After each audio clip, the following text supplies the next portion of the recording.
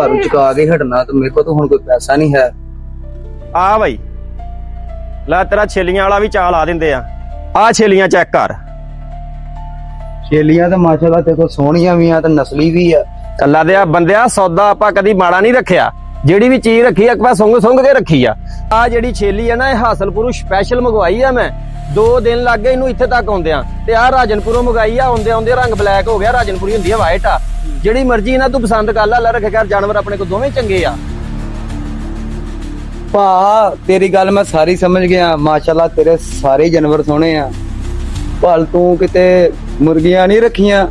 ਉਹ ਅੱਲਾ ਦੇ ਆ ਬੰਦਿਆ ਉਹ 2.5 ਲੱਖ ਦੀ ਝੋਟੀ ਤੂੰ ਡਾਇਰੈਕਟ ਬੱਕਰੀਆਂ ਤੇ ਡਿੱਗ ਗਿਆ। ਬੱਕਰੀਆਂ ਤੂੰ ਆ ਗਿਆ ਲੈ ਲਿਆਂ ਤੇ ਹੁਣ ਤੂੰ ਨਾਲ ਹੀ ਮੇਰੇ ਤੋਂ ਮੁਰਗੀਆਂ ਪੁੱਛਣ ਦਿਆਂ ਵਾ। ਤੂੰ ਲੱਗਦਾ ਤੂੰ ਆਂਡਿਆਂ ਤੇ ਆ ਜਾਣਾ। ਆਂਡੇ ਵੀ ਹੈਗੇ ਆ ਇੱਥੇ ਰੱਖ ਓਏ ਆਂਡਿਆਂ ਦਾ ਤੂੰ ਆਮਲੇਟ ਬਣਾ ਖਾਣਾ।